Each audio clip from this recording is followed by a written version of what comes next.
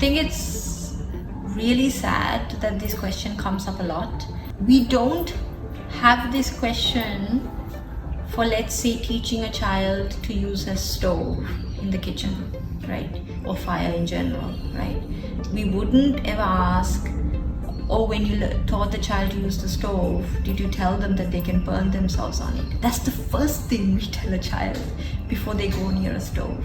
The fact that in today's world, we are freely, from the age of 1, forget that, even sometimes 6 months old, we are shoving a phone in front of the children's face.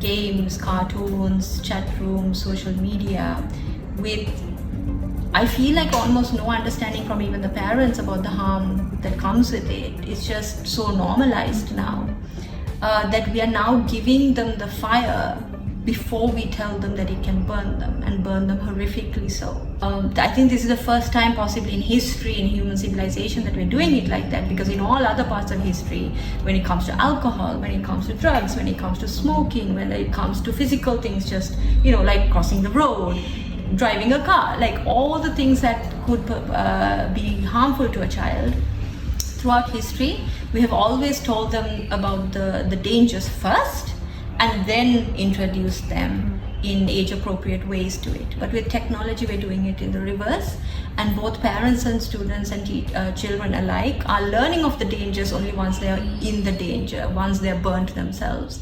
At school, we take, obviously, the opposite approach. We try really hard to make sure that children learn the dangers, not just about predators online, but mental health, physical health, the brain development harm that comes to them from all of this.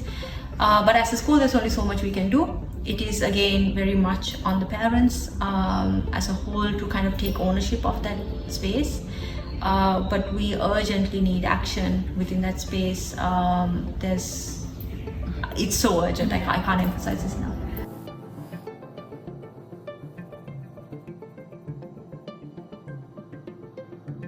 This year, I have interviewed more than 260 kids so far. It's been a lot.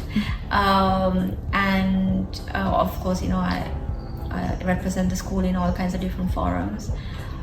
Our school is not that complicated. It's very simple. AI tsunami is coming in 2030. 1 in 5 of all jobs are about to be wiped out by 2030, with more being wiped out in the years to come. By 2030, 25% of doctors will be wiped out, 25% of lawyers will be wiped out. Most of our jobs are at risk. AI is going to take over. The research and the data and the reports and the predictions about what education needs to look like for this AI future, and for students to be successful in an AI future, have been there from almost last 15 years. So this is nothing new. It's just most parents are not connecting the dots. Most schools are not connecting the dots. Today, not even coming up to the AI 2030 number, but even today, 65% of jobs in the world don't have the adequate recruiters to come in because of skill gap. That's because education is not aligned to HR in the working world.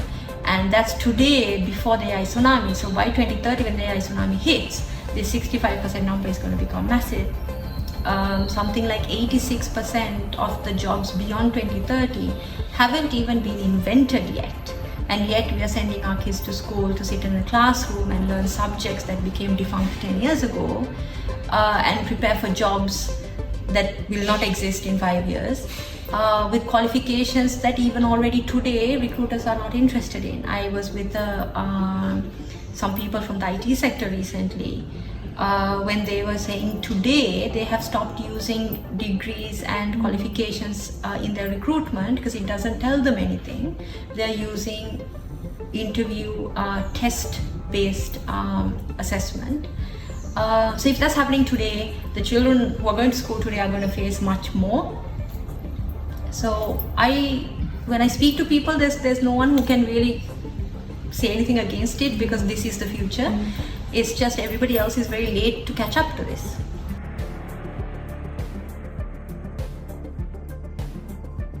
We are currently in phase 1 of ICS's journey.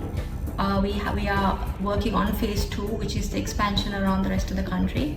We have a lot of demand, and right now we can't cater to the demand. The demand is very heavy.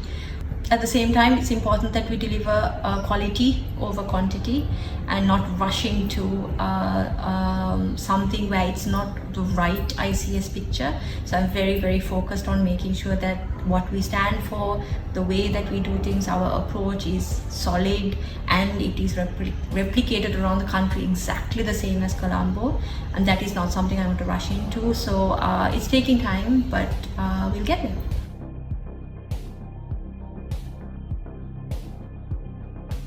So I was a parenting coach for years before I started this school.